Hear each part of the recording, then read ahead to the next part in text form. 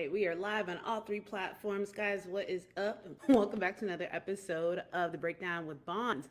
So it is Monday, and historically in the social media world, we talk about myths or motivation, stuff like that. I've dropped content on both today.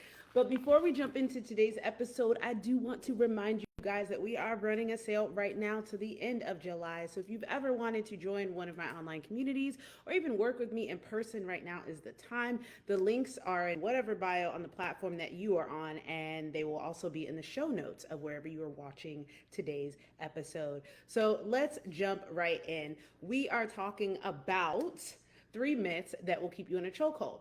Now, they say the definition of insanity is doing the same thing over and expecting different results. But when, let's say, a client comes to me ready to do the same thing they've always been doing, but under my supervision, it can present some resistance and frustration for both of us. But before I even get there, what worked for you worked, you wouldn't be reaching out to a professional. And that can often tick people off because they're like, no, I did this thing before and I lost this much weight. Primary example, I had a young lady tell me that she lost about 20 pounds. Actually, I have 2 different young ladies. One was a nutrition consultant, just like a one-time in and out client, and then one that I've worked with in the gym, in a big box gym, and then now that I'm solo again.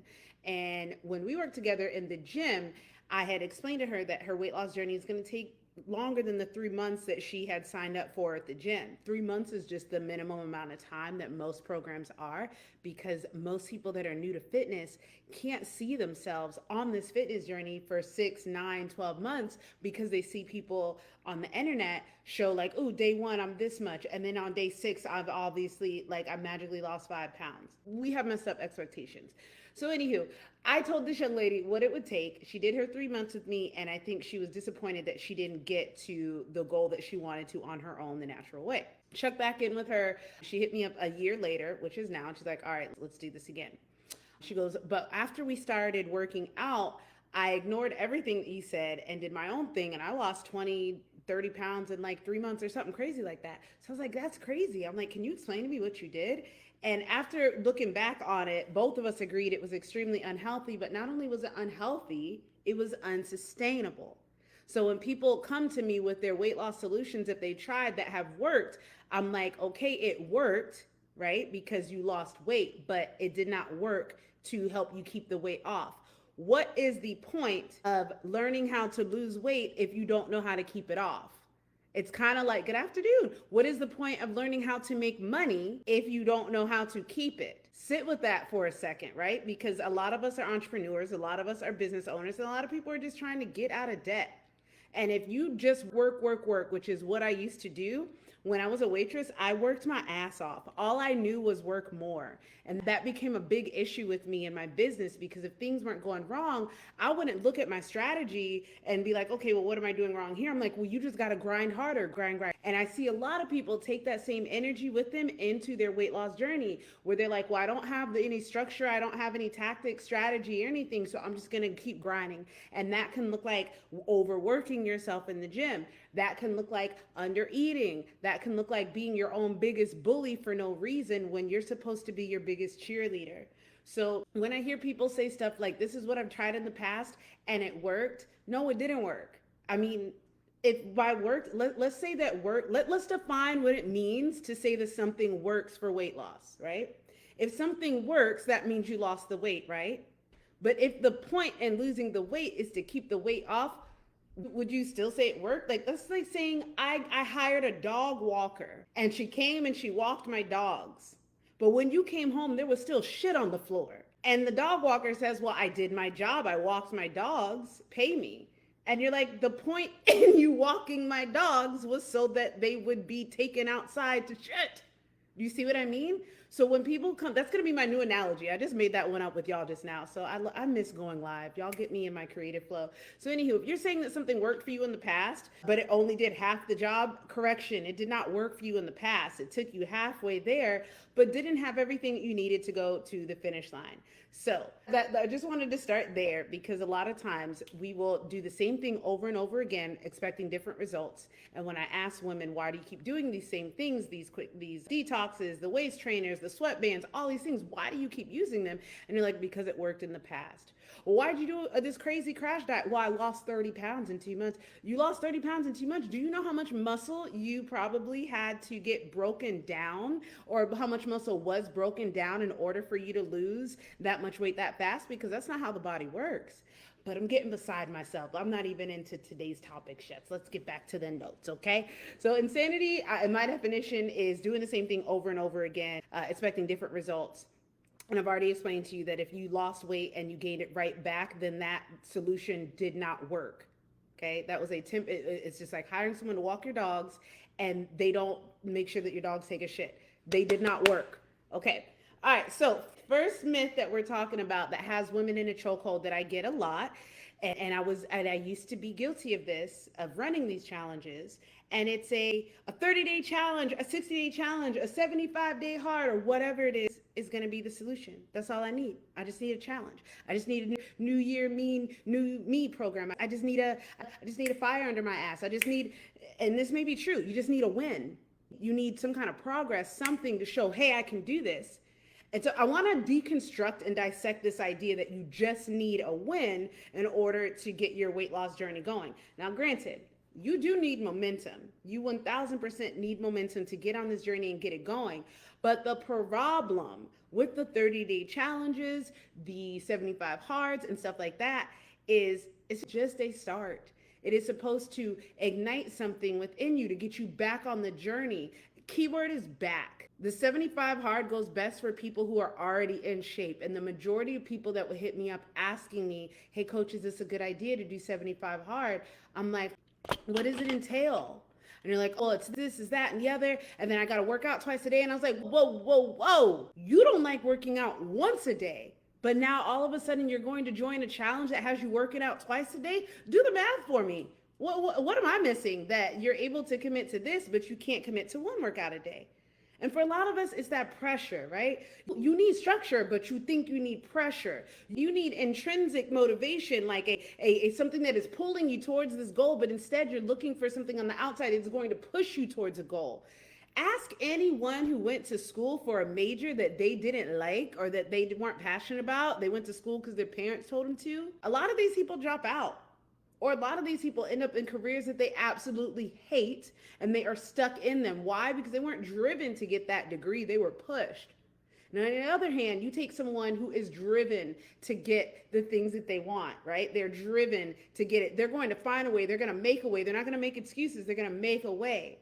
And so if you are someone who has not yet been able to find that internal motivation that is going to pull you, right? You feel pulled, you feel compelled to do these things for yourself. Until you find that, you're going to always be looking for someone to be a military sergeant or a drill sergeant or yell at you and punish you and this is that. Why? Well, the internet says you have a sex kink. But I'm going to go with the fact that, again, maybe there's something that has happened to you that has drilled into your head that this is the only way that you can make change. And if you're someone that grew up in a traumatic environment, or if you had traumatic relationships, and trauma could be all kinds of things. It could be childhood trauma, your parents yelling at you for being imperfect, and so you only knew how to perform when someone is like, pressuring you. It could be from a significant other, and you're used to him or them talking to you like that.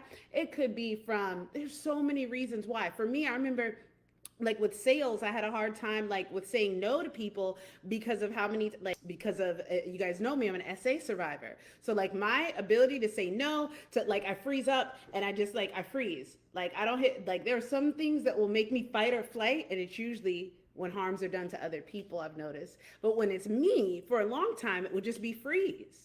So I wouldn't know how to respond. But a lot of y'all like the pressure. A lot of y'all like being yelled at, and you think that it's the only way that you can change, when in actuality, that has way more to do with your personal history and your trauma, which is why I do what I do, because a lot of coaches are not trauma informed and don't understand that's why their clients aren't showing up. But anywho, let's get back to the podcast. Okay, so this 30-day challenge being your solution. Why is it not work? Because it's just a start, okay? It's not going to provide the lasting motivation and the intrinsic pull to your goals that you actually need to make it to the finish line. The other reason why 30-day challenges are absolutely insane, or 60, 70, whatever, is because it could be way too much work for you. 2 workouts a day for someone who's not doing 1 workout a day is absolutely insane, and it could it could cook you to the point where you wake up and now you don't want to work out no more, or you worked out so hard and now you have overtrained yourself. The other situation is that where it's too little.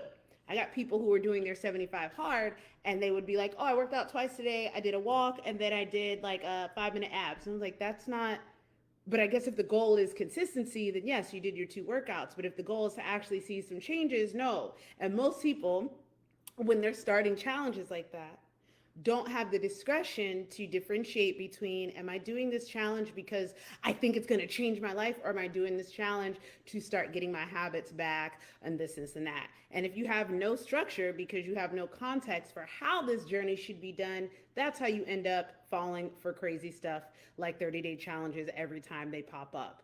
And then the last reason why 30-day challenges, in my opinion, are a myth that we need to let go of, at least relying on it as your sole weight loss journey plan, is that it doesn't give you skills. There are some challenges that do teach skills, like drink water, exercise this and that, but more often than not, you're learning what I like to call tactics, right? Think of it like this. On social media, if when I first started, I knew tactics. Like, oh, make a post like this, and if you do 7 seconds here, and if you do this is that, and da-da-da. Those are cute tactics for being able to get a hit of views, right? Or get some momentum on my channel. That's not a social media strategy.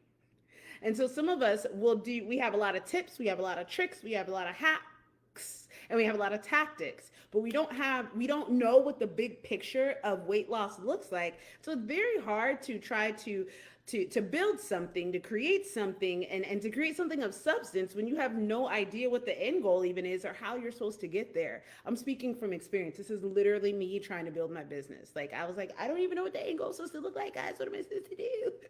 It comes with, you get those reps in. That's how.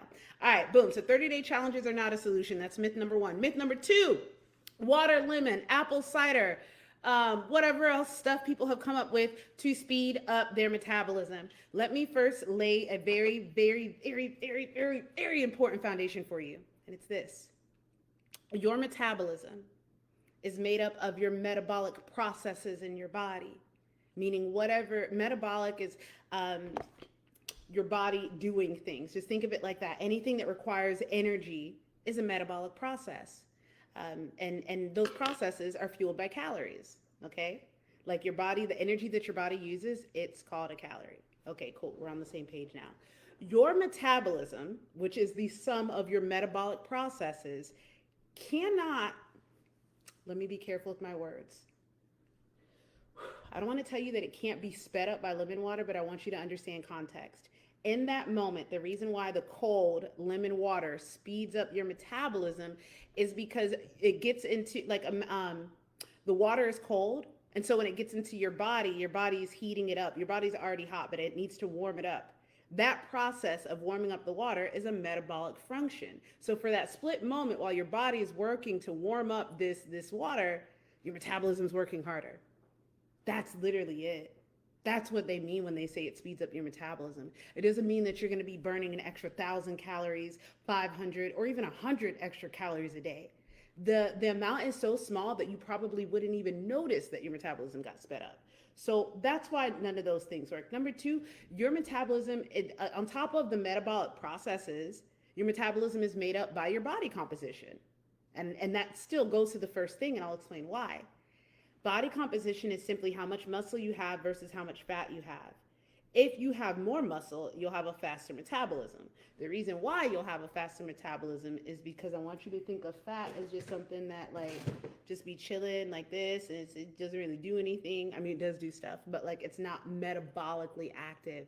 It's pretty, what's the word? Neutral. I mean, it does transport hormones. It does regulate temperature within your body. But as far as being metabolically active, fat just be chilling until it's time to take some hormones for different side of the body, or, you know what I'm saying? Muscle, on the other hand, is always working. Muscle is I want you to think of muscle as like your phone. Like, it is always working. It's always doing something in the background, whether it's telling oh my God, this is such a great analogy. Your phone is like muscle. It is always working. It is either looking for a Wi-Fi signal. It is either looking for a Bluetooth signal. It is sending someone your location. It is listening to you so it can tell Meta and everybody else what you do. Your phone is always active. That's what it's like to have muscle on your body. It's always active. And the more muscle you have on your body, the more active your body is all of the time. And so when you're talking about, I'm gonna drink water lemon or I'm gonna do this to speed up my metabolism, and your body's just like, girl, you have way more of me than you do thee. Like, what do you think that lemon water is going to do? Like, no. And I hate that we fall for these things, because then it has women thinking that they're gonna get they're gonna get some kind of result, and it can be really frustrating to do stuff and not get a result in it. So I'm gonna take a breather for a moment and reset. If you're just joining, this is a live recording of the Breakdown with Bonds. I'm a holistic health practitioner, meaning I'm a personal trainer, nutritionist, and health coach. And one of the ways that I help clients get results is to get to the bottom, get to the root of what it is. And that looks more holistic in nature. That looks more holistic than just eat this, don't eat that, or work out this hard, work out this little. No, we want to get to all of it. I want to know why your mind thinks that you can or cannot. I want to know why you freeze up when you walk into the gym. And not only that, we work together to create custom, personal solutions to your problems, not just a cookie cutter problem that everybody has on the internet. That's not who I am. That's not what I do. So anywho, let's get back to the last one. Number three myths that have had women in a chokehold. This is the big one for me. I just need ... I just need ... more workouts. I just need ... I just need ... And that right there is like holistic coaching in a nutshell for me. You need more than just. You are not just a body that has muscle and fat on it. You are not just someone with a uterus. You are not just a brain floating on a meat stick. You are a mind, you are a body, and you are a soul. So when I hear people say, I just need more workouts, or I just need a meal plan, I'm like, oh yeah? Because you can get that on Chat GPT, like right now. You can get swipe workouts, you can everything that you need is on the internet right now. So if all you needed was more information, then you'd be fit already, because the information is out there. The determining factor is, who will you go to for this information? And not only that, will you implement the information that you're receiving? Too often we just take in so much information and have to catch myself. Like, this is why I will get off the phone. This is why I don't post as often as I used to when I first started online, because first of all, it's taxing and I don't have a team anymore. But second of all, because I'll take in so much information. It's like, oh, that was cool. Oh, I like what they're doing. Oh, that was cool. And then before I realize it, I have so much information in my head. And as someone that already has ADHD, it can be so overwhelming to be trying to store all this stuff in the right compartments. And some of you are taking in information from fitness influencers that work with women. You're looking at fitness models, not even coaches, but models who are just looking for women who want to buy a big butt and pay for their PDF and never really get coaching. You're taking information from so many different people, and do these people even fit your needs? They may look good on the screen, and that may be like, oh my God, they're fit and that's what I want to look like. But ask yourself, is this person talking to me? Are they talking to mothers of four? Are they talking to CEOs? Are they talking to homeowners? Are they talking to women who have everything on their plate like I do? Or are they talking to people that look like them? If you're following 20-something-year-olds on the social medias for your fitness advice, keep in mind, they haven't gone through menopause. You're going through menopause, or you will be going through menopause soon. The fuck is a 23-year-old going to tell you about menopause? I mean that with so much love and respect. I'm just now learning about menopause because my 30-year-old partner had to get a hysterectomy last year and have an early menopause, go into early menopause. Had it not been for her, I would be completely unversed on it. A lot of people, when it comes to business, won't tell you that this is not what they do because they want your money. So anywho, going back to the, I just need more. I just need more information. I just need a meal plan. I just need this. No, you don't. You are a mind, you are a body, and you are a soul. There is a piece of you that is being neglected, or pieces of you that is being neglected. And as a result, this has resulted in you neglecting your body. So instead of me telling you, here's your 5-day-a-week workout plan, make it work, I want to hear about what's going on in your day that has kept you from being able to work out on your own thus far. Because if that thing is still existing when it's when you have committed to me and paid for your program, it's not magically going to go away because you paid for it. In some cases, putting your money where your mouth is, that does help for people. In some cases, paying for something is like the guarantee they need. I have a woman that I train 3 times a week for an hour. It's pretty hefty. She pays that. Why? Because she knows that if she wasn't paying it, she would not show up to her sessions. Not everybody has that luxury. What I am saying is that if you, my girlfriend just came home, so I lost my whole train of thought. I'm going to try to get it back real quick. You can hear me. Oh, because she has her beats on. I know she can hear me. What was I looking at when she walked through the door? Oh, if you just needed more help, if you just needed more help, then that would be the solution. I want to know what it is that is getting in the way of you being able to do those things before you start your program. So that's pretty much where I was at. So I want you to really think about what you would do if you had more information, because some of you, that is the thing. Like, I just need to know what to eat. I do nutrition consultations, and for the person that is, let's say, been doing a little bit of work on their own and been looking for ways to figure out the nutrition on their own, the consult can be super, what's the word? It can be a great guiding light for them. Like, okay, this is the piece that was missing. For someone that has no idea where to start, it can be a great way to, kind of give them a good foundation. But at the end of the day, when I'm doing these consults, they're not meant to be an end all be all. A nutrition consult is similar to like the fitness challenges in that it's a great way for you to start and it's a good way to kind of position you for where you need to go. But the number one thing that has helped not only myself, women just all over the world, and people, is accountability. And what I notice when I talk to people who've either been through my program, who've been in my community, or who are just, just looking, just wondering what do you have to offer? The number one thing that people are looking for is structure and accountability. But yet when you ask them what they need, they're like, "Oh, I just need to know how to do it and I'll do it on my own." I don't want to make y'all feel bad, but you probably won't. They did a study on people like myself, dietitians, nutritionists, and they had them log food for a certain amount of time to see how much they would remember. And at the end of the study, people who are health coaches, nutritionists, and people that do this for a living, they weren't able to remember everything that they had eaten and were not giving perfect food logs. And so, how much more can someone who this is not their life's work, this is not what they study, how much more easier would it be for you to forget? How much more easier would it be for you to fall off track? Absolutely nothing to be ashamed of, but it is an opportunity for self awareness and to be real with yourself about what it is that you need on this journey. If you need accountability, then when you're out looking for fat loss solutions, make sure it comes with accountability. If you know you need structure because you have all this information in your head but you don't know how to implement it, make sure that you pick a program that has structure. And if you, this is one of the main reasons why I do what I do, if you have not felt seen in traditional health and wellness spaces, whether it's because they don't understand things that have to do for Black women, or maybe they just don't understand women, or whatever it is, you need to make sure that whoever you are going to commit to, whatever kind of program that you're going to trust for your health, that you also feel seen. You want to make sure that you are safe, that you are seen, and that you are supported. And so, if it was up to me, or if I could have it my way, this would be how everybody's programs are for women: safe, seen, and supported. But unfortunately, we have a whole bunch of myths out there that everyone can easily get a hold of, and they just spread like wildfire. And they seem true, but they're not.